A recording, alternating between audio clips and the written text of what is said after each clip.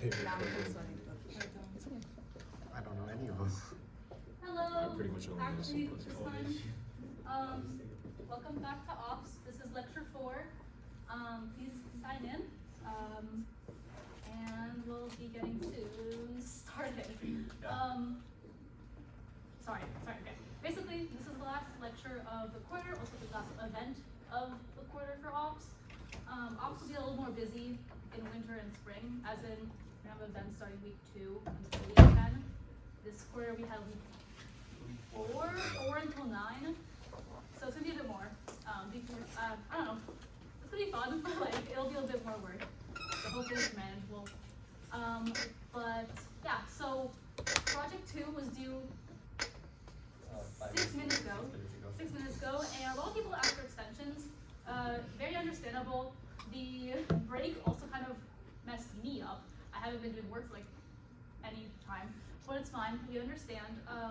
We do have a slight concern about that. Not concern, but just a lot of people asked for extensions today, which is fine because we said we want you to ask before the deadline, which is 7 minutes ago or something.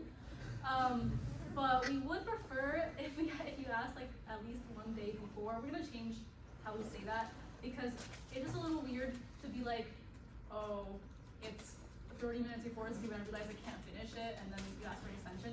I don't know. We want you guys to try a little harder in finishing it before the deadline, if that makes sense. It just feels a little too lenient. I hope you understand.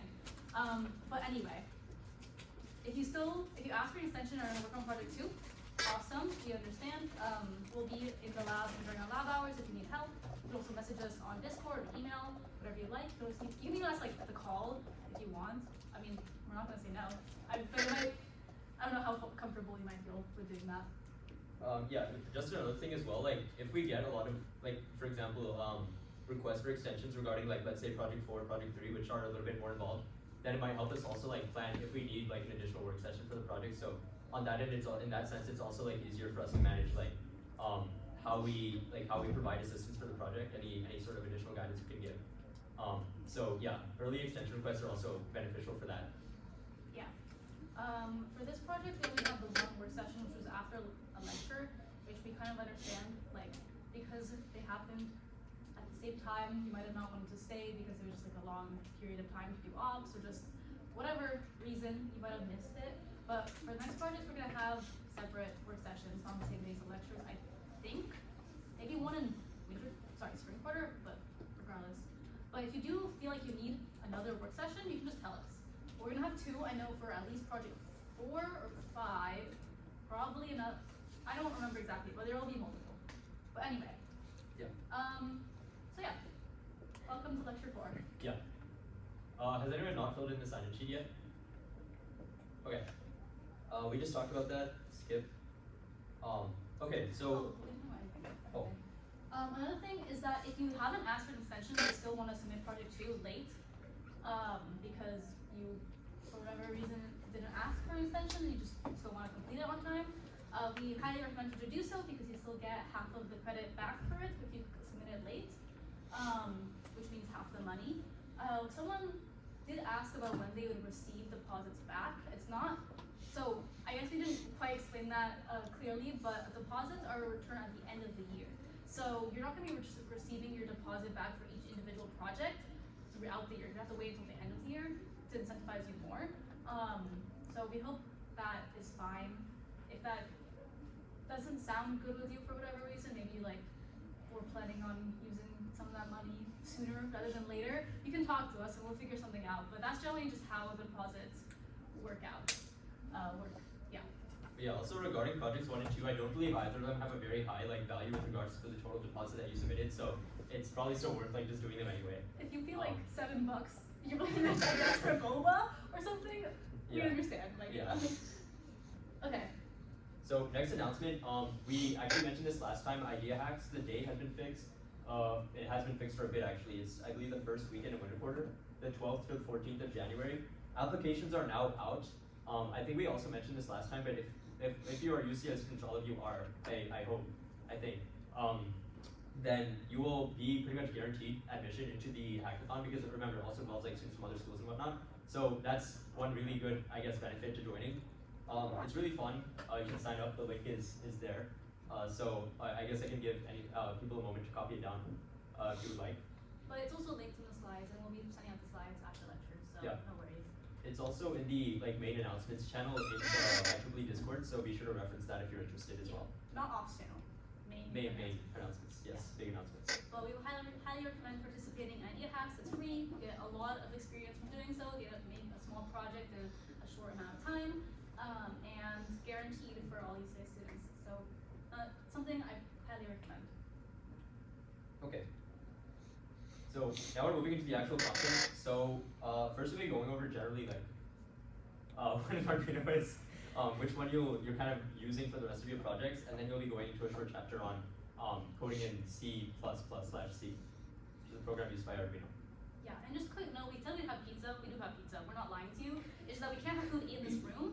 So once the lecture is done, which will be done in like around 45 minutes. It's not a very long lecture. We'll be walking to the lab to have some free pizza. So, yeah. Yeah, so stick around till the end. Yeah, so chapter 1, we'll be talking about kind of what is Arduino and then going over the basics of the IDE, meaning like the actual software that you'll be able to use in your future projects. So let's talk about that. First, regarding microcontrollers, you might be asking like what they are, and you see this kind of board, you've definitely seen it in your kit. So these kind of, if you remember from project 2, like your IC, the 555 timer, the Arduino kind of integrates that as well as a bunch of other components into one kind of module that you can use, connect to your computer, and it is programmable. That is important because it means that you can kind of automate like a lot of the things that you ordinarily do, like, for example, powering your entire circuit with a battery constantly, right? You can modulate how much power you're providing to like a specific part of your circuit at different times through the program. The way that you had to make the circuit to control like the buzzer frequency, basically the entire piano project, that can be done using pretty much just code, and it greatly simplifies the circuitry. So that's why you'll be using the Arduino for your future projects as well. That being said, there are a lot of different kinds of microcontrollers. So you might be wondering which one you should use. We answered that question last year and got you the Arduinos that you'll be using, so we'll talk a little bit about that one. But so far, does anyone have any questions regarding kind of what the Arduino is? And just for like a, I guess, more simple explanation, just imagine it's a very small computer, and that's what the microcontroller is. It's obviously not everything that the computer is, because the computer can do a lot more, but it has processors, a memory, and you can input and output things from the microcontroller. So it allows us to do a lot more than just simply connect some wires and hope it does the thing we want.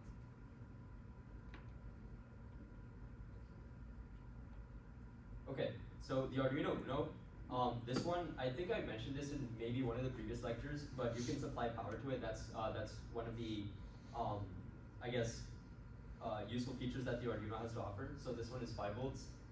It has, you don't need to worry about the number so much, just know that it has a chip which allows it to do kind of the computations, process the code that you provide to it. It has plenty of input-output pins, so these are the pins that you would be connecting. Kind of in your code, you'll specify, oh, like I want to drive like a specific pin at a specific voltage, and or at a specific frequency. Then you can connect that pin to your board and have it do something useful. So that's what the I/O pins are. They allow you to kind of connect the Arduino to the circuit that you make on the side. Then you have libraries. We'll be talking more about libraries in a little bit, but the general idea is that you don't have to make all of the code that you want to use yourself, right? Because other people have already done that, so we wouldn't have you like write the exact same thing again. All of that code is pretty much just online in a lot of Arduino documentation. So we'll be having you use different sorts of libraries for the upcoming projects. This is just a pinout, so this is basically just a map of kind of what each of the pins on the Arduino do. Don't worry so much about memorizing all of these. I don't have it memorized, and you won't need to, because you'll just know kind of for the projects which sort of sets of pins you should be looking at, and then you can go based on there. But even though you don't have to memorize it, it's important to understand what is happening on the Arduino board. So when you're holding the Arduino and you're facing it this orientation, the first few important things is that on the top left, that little like black rectangle, that's where you can connect a battery if you want to power with a battery, like how we've been doing with the power supply module. It has the wires that you connect and then to a battery, that's the same thing. But another cool thing is that you can actually connect the Arduino Uno to your computer and supply power through that way, so you don't need to constantly replenish your batteries if they run out of charge. So that's the gray rectangle on the top. In your kit, we supply you, the kit has a USB, is it A? Or is that H? Yeah. A USB-A cable, which is like the rectangle one that a lot of computers have. If you have a newer Mac that doesn't have any USB-A ports, you will have to get an adapter. I'm very sorry, but yeah, it doesn't connect to USB-C. So I would think about finding an adapter. If you don't have an adapter and for whatever reason, anyway, so like if you for some reason would like some help with getting one, you can contact us. But yeah, for many people, I don't think it'll be an issue because you have a USB-A port. But yeah, just keep that in mind. Anyway, and then so these are the input-output pins on the left and the right. Because we'll just be working with the pins here and here. The middle of the board isn't quite as important. This is like the really big integrated circuit that kind of controls the Arduino. And so we're gonna be getting more into the pins next slide, but I guess these ones these ones over here and these ones down here, you won't understand yet, but these ones up here are quite self-explanatory. There's two 5-volt pins, so like, you know how right now for the power supply module, you just put it onto your breadboard and then it instantly connects both power terminals and ground terminals to power and ground, right? With the Arduino Uno, you're gonna have to directly connect from the 5-volt or the ground pin on the Arduino Uno to those terminals on your breadboard. And what this also means is that both sides aren't gonna be connected if you don't connect them to the Arduino Uno. So if you connect from the 5-volt pin to the red terminal, the power terminal on your breadboard, but only on one side, only that terminal is gonna actually have supply power to your circuit. So if you wanna do both sides, you'll have to connect a wire from each side of the power terminals, if that makes sense. We're gonna have next quarter a power ops that explains more about the Arduino and just like learning more about it.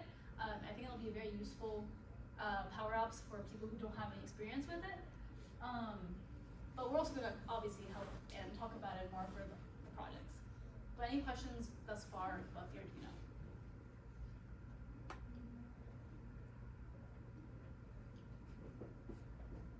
Okay, so we kind of showed this on the previous slide. There are different types of pins. You can see from the map. There are 3 main types that we're concerned with here. And these concern kind of how you want to read or write values, meaning by values you mean in your kind of IDE, if you're writing code that says, I don't know, digital write high, right? Or digital read, and then from a specific pin.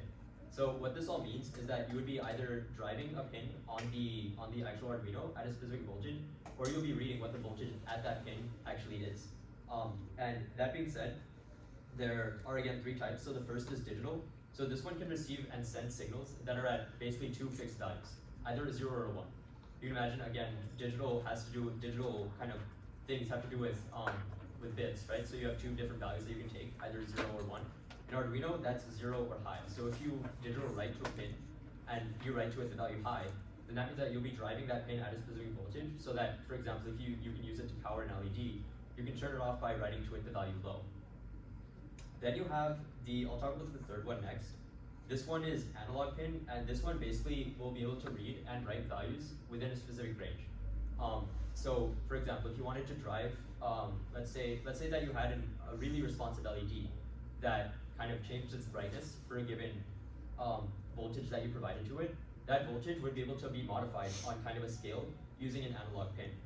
You will also be able to read from it, meaning like, let's say that you expect a certain pin on your breadboard to have a range of values, like it could range either from 0 to like 5 volts, or somewhere in between.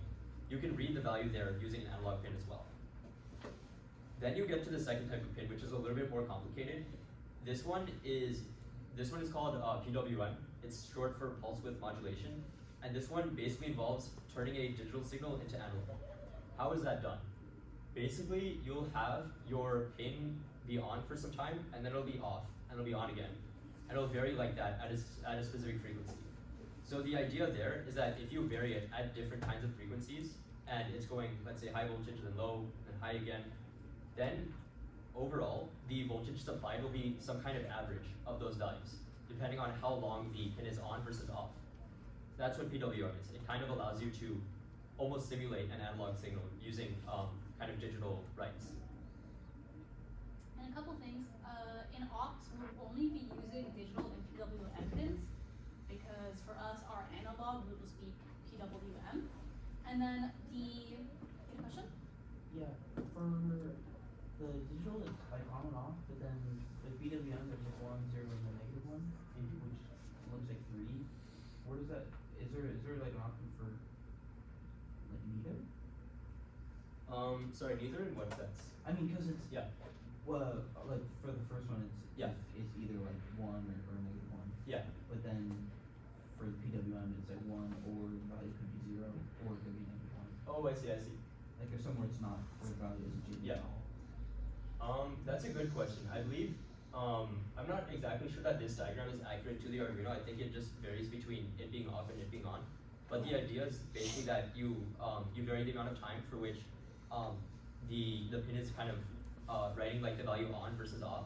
That's called the duty cycle, the amount of time that that the pin is on versus off. And then based on kind of how much time is spent in each kind of state, that will give you the that'll allow you access to like a range of values. Based on like, for example, if it's let's say that you're in the range 0 to 1 volt, and then your pin is on half the time and off half the time. So the average supplied would be then 0.5 volts. So in that way you can kind of modify how much you're supplying. Yeah, the diagram is misleading, because in reality, we're never gonna have a negative, like, we're not gonna have negative as our signal. That doesn't quite mean anything, I guess, because it's just kind of on or off for digital. There's no negative. That doesn't really mean anything. And so like, the sinusoid representation is convenient in that it kind of like, you know, like waves in real life, that's how they appear, right? Waves are sinusoids. And so it's just an easy analogy of how to think about it, but we're not actually gonna be sending negative, or we're not gonna receive or sending negative signals, right? It's a little confusing. This diagram, perhaps we should put a different one, but yeah, that's the gist. Imagine like the sinusoid isn't actually like going below 0, maybe just like shift it up. Yeah. So I guess in like, imagine that this is 0 and then this is 1, and that your pin is either like at 1 or at 0. Yeah. And then what I was gonna say was that at the bottom where it says in the square brackets D for digital, tilde for PWM, and then the A for analog, those are the symbols that you'll see on the actual Arduino Uno. So the pins that are on the Arduino Uno will either have the D, actually, for digital, I don't think there's anything. Yeah. Some it's just like some numbers. Arduinos do have a D, some ours don't, from what I know, from what I remember. So basically, if there's nothing there, or there's a D, that's a digital pin. If there's a tilde, it's a PWM pin, and if it's A, analog. Yeah. They're kind of hard to see here, but you'll become very familiar with them as you work with them in the projects. Yeah. So any questions about that? Okay. So the Arduino IDE. So we're gonna be programming our Arduinos to do some fun things, but in order to actually do so, you need the Arduino IDE. So I have it linked on this slide here where it says Arduino IDE. We're also gonna be putting it on the master sheet. We'll put a link in the Discord, everything, so that you can download the IDE. And it's gonna look something like this, and we're gonna be explaining like how to do everything within the IDE. But just a couple notes, we're gonna specify this in text later, but when I can like, yeah, so you're gonna have to go to the website, download the Arduino IDE. You can download, if you scroll down, there's an older version that we have used for a while. There's also the newer version, which is fine. You can do either one, whichever one you want. The newer one does autosave, which is nice. I don't know. But this is what you see right here is actually the older version. And it was what we're used to at least. But yeah, so for the buttons and what's important with the buttons, so when you have written your code, you'll save it, Control S, Command S, whatever. But then once you've done that, you want to compile it to make sure it works. Compiling is kind of just like the computer taking all the code and just looking at it and seeing whether there's any errors. So that button is the checkmark button on the top left. Up there. And then there's run. When you have the Arduino connected to your circuit and you want to do things, you have to make sure they're connected first, and then you can press the run, which is the arrow. It's pointing to the right. That's going to run it, and it's going to do whatever you want. So let's say you have like a pin that's connected to an LED, and you say, I want to set this LED to be high, as in I want to set the digital pin that corresponds with this LED to high. That means basically we're turning it on. If you run it, it's gonna, your LED is suddenly gonna turn on. Yeah. And then we have the serial monitor. We're gonna go more into that a little bit more. But on the top right, you can see a magnifying glass symbol. That's the serial monitor. That's gonna basically, you can print out values and see what they are, and basically like see in like live time how your circuit is acting based on what you're printing. That sounds a little vague, but like let's say you're trying to say what's the value that this circuit component is emitting or whatever. You can like print it and see what's happening. And then there's the close button, if you want to do that. Sometimes your code doesn't work and that's frustrating, so we have a close button. That's pretty cool. Yeah, one thing I will mention is that the note on the very right is not a joke. When you hit run, the Arduino will continue to run the same code until it is not powered. So the other way to kind of deal with that is to just exit the Arduino IDE and then change what you need to change and then re-upload it. So that's just something to keep in mind. Yeah, but I'm gonna just show we have just the two versions. This on the right is the 1.8.19 version, so the older version. Yeah, it looks very similar to what we just showed you. This is the newer version on the left. As you can see, it's a little fancier, it's a little cleaner. You can do this one too. I think the buttons are basically the same. Like this is the compile, this is verify. This is upload or run. This over here is the serial monitor, and then save is, control or command S. But yeah, they're virtually the same. So whichever one you want to download. Yeah. Okay. So moving on. Oh, actually, no. First, questions. But yeah, you'll need to download this before winter quarter or before the first part, I guess. We'll link everything, so no worries. And it's free. Didn't mention that, but it's free. Yeah. Okay. So now some coding. A lot of you might pick CS31 or 30 or pick something. 10, 8, I don't know. You guys might be a CS class. You might not be. You don't have any coding experience. That's completely fine. We understand that a lot of you might be EE majors and specifically chose EE because you didn't want to code. But we're very sorry for you to make you code a little bit. Oh, look where we are. That's funny. What? Nothing. Okay. Okay, so for those who don't know, C is the language that is basically C++. So if you're in CS31, you're learning C++. C is basically that, but just like a lot less of the fun, fancy stuff. It's just C++, beta version. That's how to explain it. So for the most part, it's going to be quite the same. It has like arrays, it has for loops, while loops, integers, strings, whatever. Whatever you need, whatever you want to use in C, you probably already know it if you know C++. Yeah. Yeah. If you have no experience, that's also cool. We're going to explain to you the very few functions and Like concepts that you need to know. Yeah. Okay, so the basics. I'm sorry for some of you who might be like, oh, so some of you might be like, oh, I already know this stuff, it's a little boring. But for those who don't, this is quite important to go over.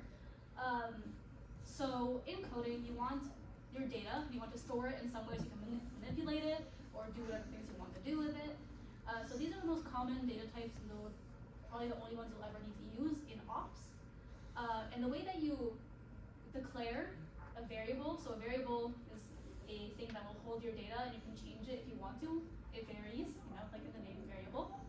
Is you're going to put the type of variable it is, such as an integer, float, character, string, or bool, and then you have a name, the identifier, if you call it like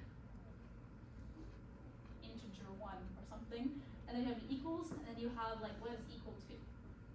So if I can say like integer or int, my int equals 42. So basically I'm creating a variable that's called my int, and then I'm setting it to 42. You can also not set it to anything, and then if you don't do anything with it, your Arduino ID will be mad at you, but that's okay. It doesn't really affect anything. But like you should set it to something. And then there's floats. Floats are basically decimals. So an integer, to explain that. An integer, you've probably like heard in math classes or just in coding, integer is just like numbers that are whole numbers without any decimal, no irrational numbers, just like 1, 2, 0, -5, that's it. A float allows for precision in terms of decimals. It goes up to some point. You probably never need to go to a very high precision value that'll make it mess up. Then there's a character, which is an individual character. So like anything that you can type on your keyboard is a character. Exclamation point, a letter, a period, a bracket, just like anything that isn't, that's a character. A space. It's a single character. How to explain character without like? It's. Yeah, whatever. And then a string is a bunch of them, so like a word or just a bunch, or like just more than one character together. And then lastly, a Boolean. This is a concept that isn't really as like prevalent outside of CS, but Boolean is just basically true or false. You put bool, a name equals then true or false, and you can use it to do some useful things of like checking if something is happening or not. But yeah, false represents 0, and then true is 1. You can also put down 1 or 0, and they'll mean the same thing. But yeah. For readability's sake, please use true or false. If I like come over to your ID and I see you put like bool is like row because y'all just close your ID when I it's fine. Okay, and then we have operators. So for operators, the arithmetic ones I think will be quite self-explanatory. You have addition, subtraction, multiplication, division. Those are just what they are in like real life math. And so as you can see, we have some expressions such as example. So if you have a variable a, you can say a is equal to 3 plus 3. It's going to set the value of a to 3. Oh, sorry, 6. We have a little exercise of what's the value of d after you go through all of these things. Does anyone want to do this quick math?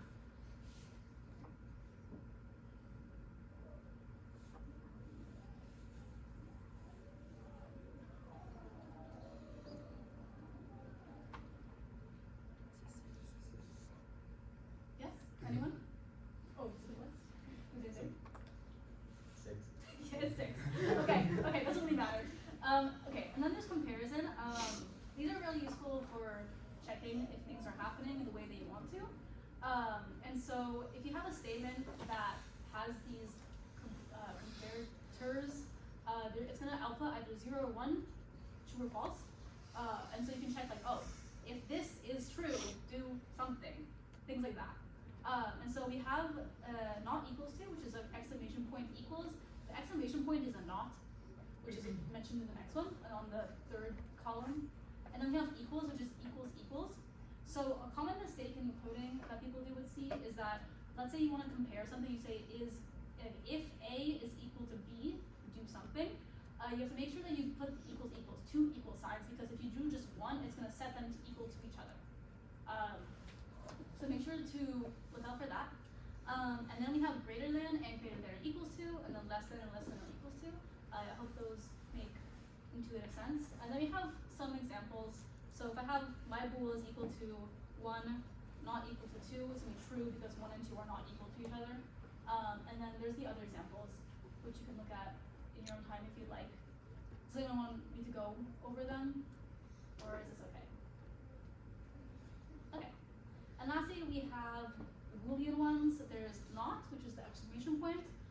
These ones are like a little weirder to think about, but let's say you have like not something, it'll give the opposite value. For integers, if you put not a value, if it's not 0, it'll give you 0. 0. Yeah. If it's 0, it'll give you 1. And then, what do we do for strings? Does that even work? Yeah, I believe it does. I'm pretty sure it'll just treat it as, for example, if you're Empty like, string versus. empty string versus something else, or like if you do the null character, then I believe that's treated as a 0. Okay. Yeah.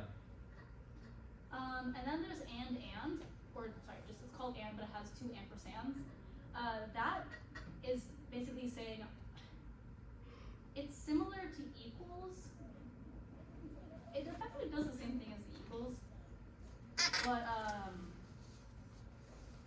that was different. Yeah, it just uses like Boolean values. So for example, if you do the expression 1 and like and 2, that'll evaluate to true, and the reason is because both 1 and 2 are interpreted as being true. So the difference is that these just operate using purely Booleans as opposed to like comparing, let's say strings or numbers or something else. So yeah, that's the difference. And or are, I think, so and is, I think, more like more intuitive in that, okay, it's both like kind of operands have to be true for the and to evaluate to 1 for true. Or either one of the operands or both need to equal 1. The only situation in which you have A or B, if A or B returns 0, then A and B are both 0. Otherwise, at least 1 or both is 1. Yeah, so basically the distinction between the comparator, the middle column, and the right column is that the middle column compares specific values. So if you're saying compare 2 to 2, or like 2 to 3, stuff like that, the Boolean comparators compare their true-false state, whether they're basically 0 or not 0. For integers, 0 is 0, anything else is not 0. Same for floats or the decimal decimal types. Yeah. So does this make sense to everyone? Does anyone want clarification on this? I can explain it kind of weirdly.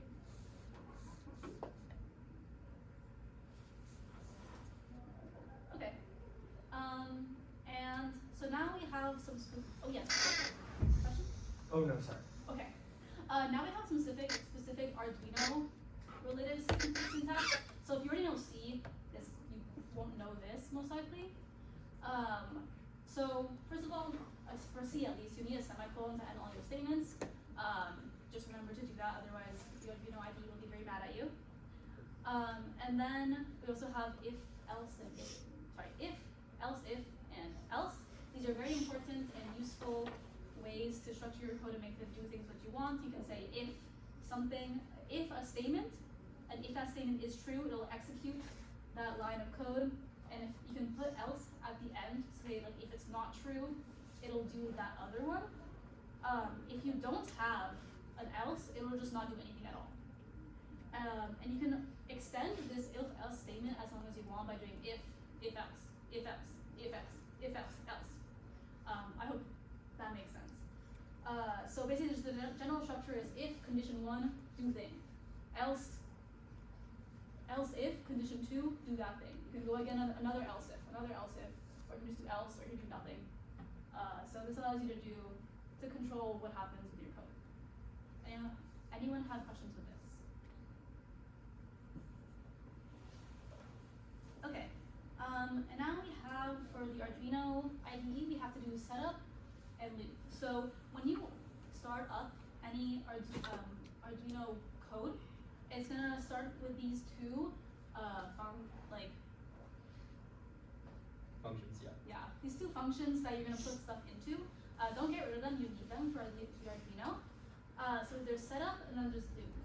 And so setup is what happens at the very beginning. When you hit run on the Arduino IDE, it's gonna do whatever's in setup and then move on to loop. And then loop is gonna just happen over and over and over again until you tell it to stop somehow by disconnecting the Arduino usually. And so for setup, that's where you usually do things such as you set your pins. So your pins, you have to set up their like pin mode, basically telling the Arduino what is the specific pin that you're trying to use and what it does. You also do something called like serial.begin. That's gonna send the baud rate, and we're gonna get a little bit into that later. And then loop, which is gonna continuously do things over as time goes on.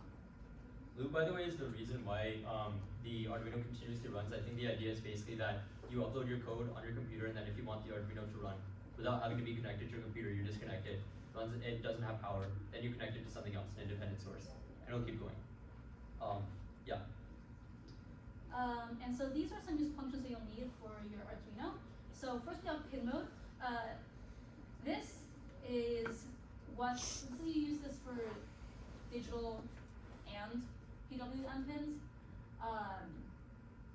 It says digital, but I guess what we didn't explain very much is that the PWM pins are still kind of like digital, but they convert it to to analog, so that's why you just use it for like digital pins, even though the pin isn't technically digital, but regardless.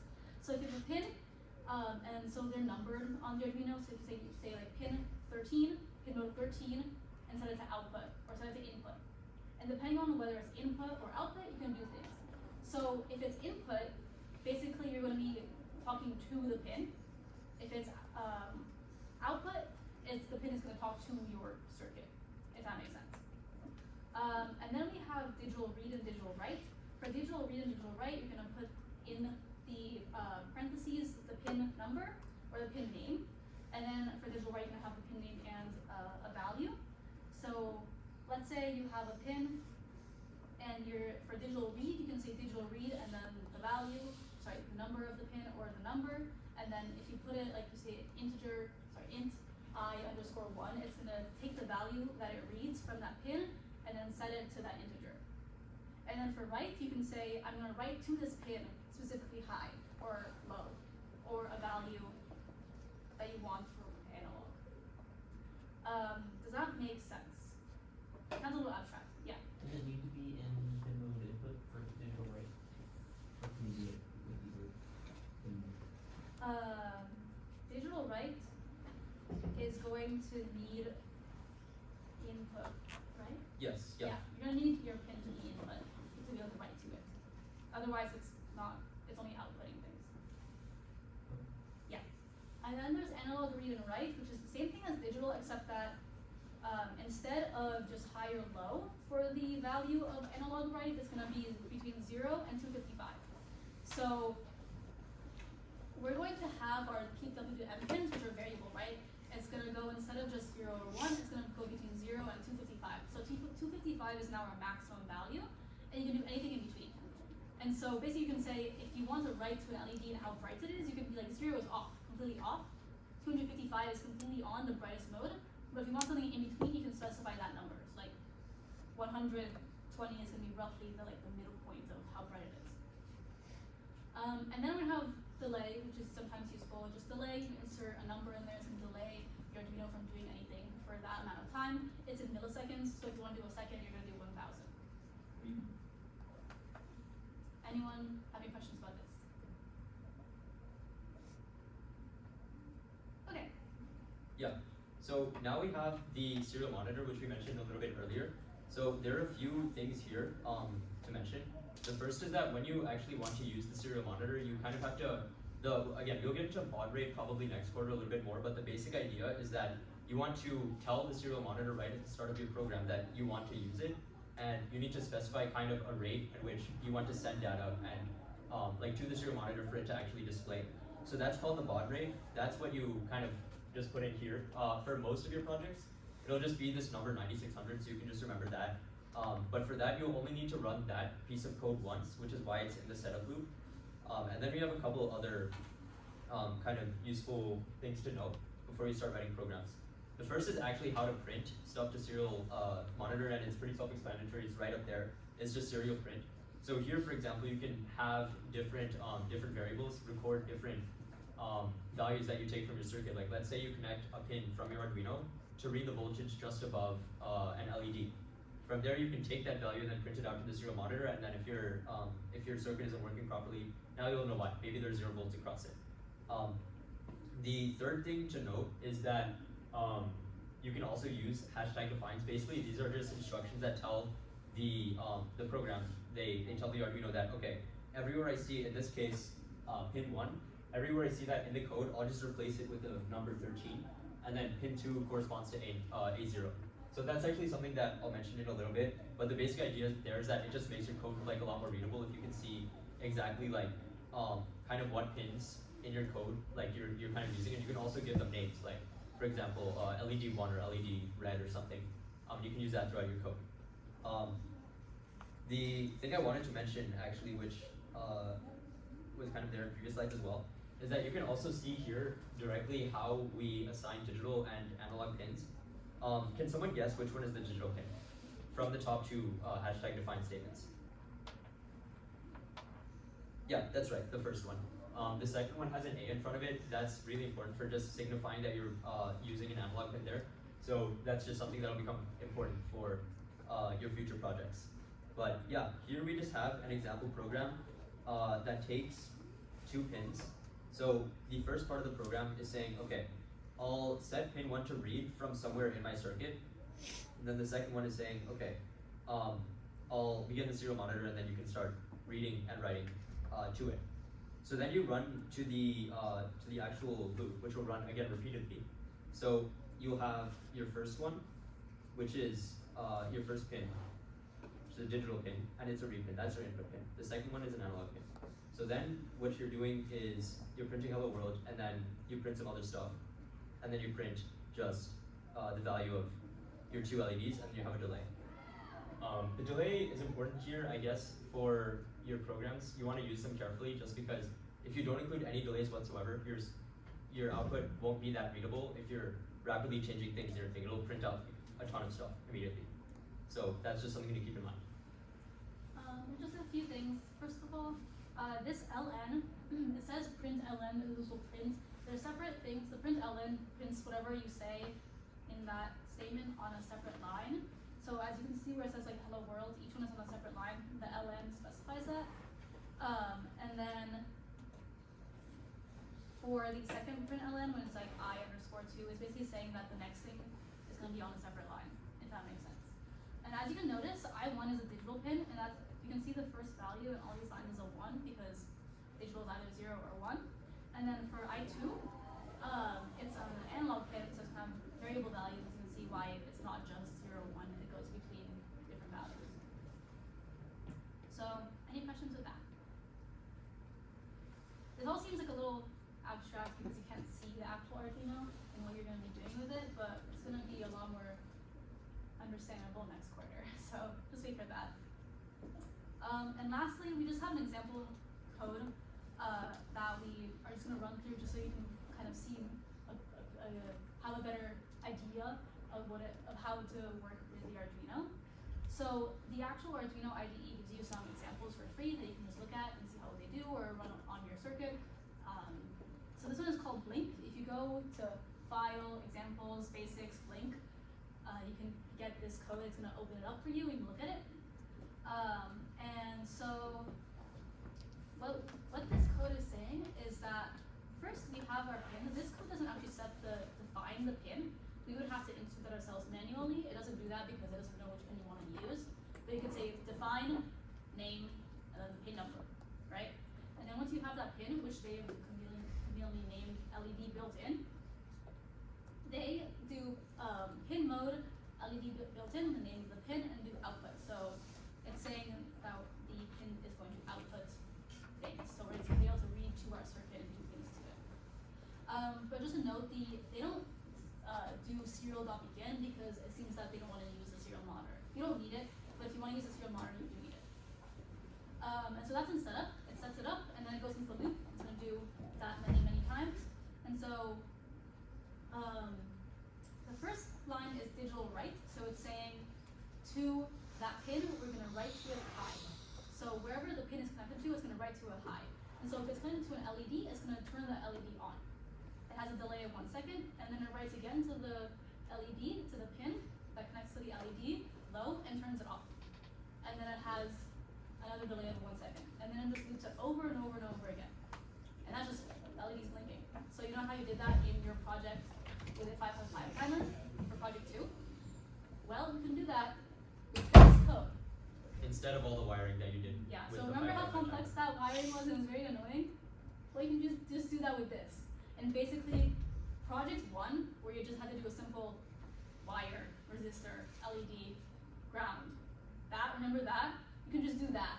Connect it to some code, and then it does what you did for project 2. So that's the power of the Arduino. And yeah, that's basically a summary of Arduino. That's all we have for lecture today. We're gonna have some pizza now. Oh, actually, real quick, we still have a bit of time at the end. I was wondering, does anyone want me to quickly run through the circuit for project 2? As actually how it works? Or, okay. How about we do that in the lab while people have pizza? Yeah, let's do that. So we're gonna move over to the lab. Yeah. Thank you. So I'm putting an iPad for you.